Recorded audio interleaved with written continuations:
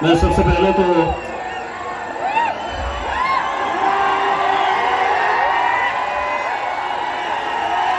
तीस तारीख के दिन असद भाई को भी बोलना है, वक्त कम है। 30 तारीख के दिन ये सभा होने वाली थी। 30 तारीख के दिन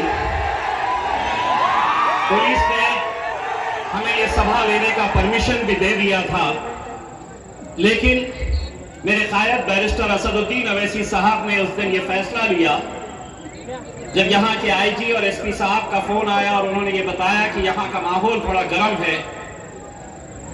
तब हम तो आना चाहते थे, लेकिन कायद बैरिस्टर असदुद्दीन अवैसी साहब ने ये कहा कि हमें अहमदनगर के अंदर अमन चाहिए, हम कोई गड़बड़ी नहीं चाहते हैं, हम किसी को कोई तकलीफ देना नहीं चाहते हैं। इसीलिए उस दिन ये फैसला लिया गया कि ये सभा हम 30 तारीख के लिए नहीं, हम 9 तारीख के दिन आएंगे। अब मैं पुलिस डिपार्टमेंट जरा सुन लिए,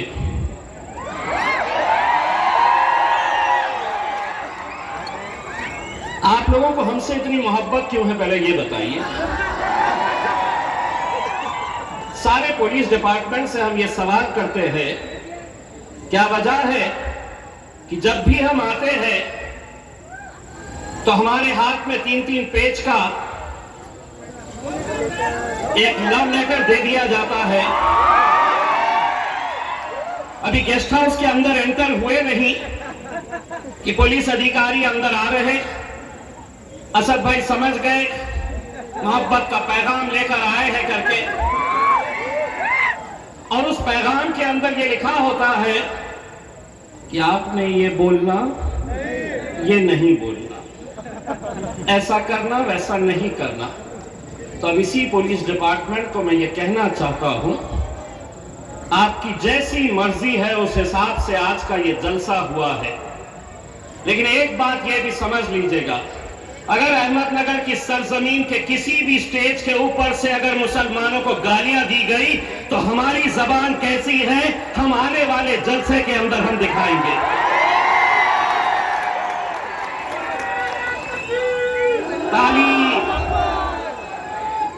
ताली एक हाथ से नहीं बजेगी। कानून और नियम सिर्फ मजलिस के लिए रह नहीं सकते हैं। इस मुल्क के अंदर अगर कानून है तो सबके लिए है। और हां, आप लोग जो मुसलमानों को जिस नजरिए से देखते हैं, मैं हिंदुस्तान के मुसलमानों की तरफ से आज इस हुकूमत को, प्रशासन को और पुलिस को यह कहना चाहता हूं, एक एक नौजवान, एक एक बुजुर्ग की तरफ से मैं इस हुकूमत को यह बात कहना चाहता हूं कि जमीन पर घर बनाया है मगर जन्नत में रहते हैं। हमारी खुशनसीबी है कि हम भारत देश में रहते हैं।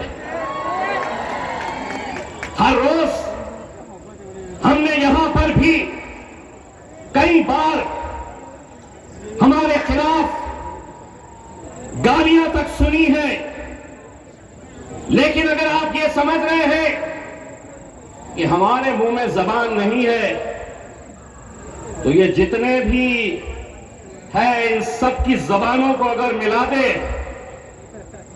हम तो जबान और पाए खाने वालों में से है मेरे भाई। आप हमारी जबान का कहां मुकाबला कर पाओगे। हम नहीं कहेंगे तेरा अंदाज क्या है चिकने, ऐसा नहीं है कि तू बोलता है तो हम उसकी दखल लेते हैं।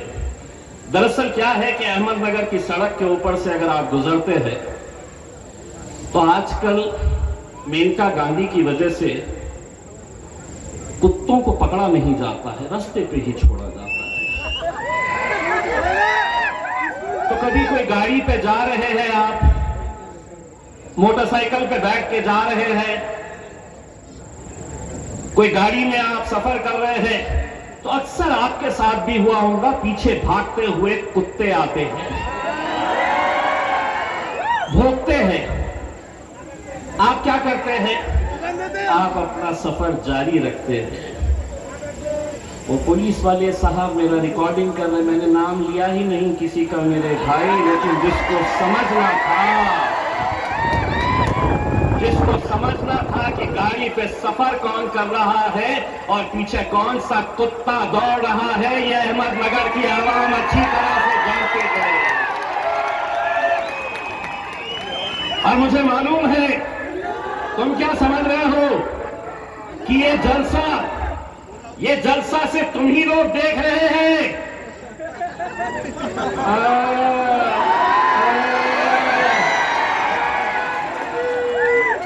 मुझे मालूम है कि चिकनी चमेली तू भी देख रही है कि मेरे बारे में क्या बोल रहे हैं करके। एक बात असदुद्दीन अवैसी साहब के साथ पार्लियामेंट के अंदर बैठ के अगर हम नरेंद्र मोदी साहब की आंख में आंखें डाल के बोलने की हिम्मत कर सकते हैं तो तू चिल्लर क्या चीज है बे। बस इतना कहना चाहूंगा। 10 दिन पहले मैं इसी रास्ते से गुजरा था, उस वक्त मैंने ट्वीट किया था कि अगर देवेंद्र फडणवीस, एकनाथ शिंदे, अजीत पवार अगर इस सड़क से अपनी गाड़ी में बैठकर गए तो मेरी तरफ से 10,001 रुपये का इनाम इनको दूंगा। 10 दिन के बाद दोबारा जब आया तो ये कीमत बढ़ा चुका हूं, 10,000 की जगह 20,000 दूंगा। और कलेक्टर साहब मुझे ये बताइए, ये आपकी सड़क जो है आपके जिले की, इसका डामर और सीमेंट कौन खा रहा है? जरा निकलिए एसी कैबिन में से बाहर और सफर करिए इस रास्ते के ऊपर, पता चलेगा वही खा रहा है जो बहुत फड़फड़ा रहा है। क्योंकि अगर अनाज खाते तो सीधा रहते, अब गू खाने की आदत हो गई है तो फड़फड़ा सकते हो उसमें।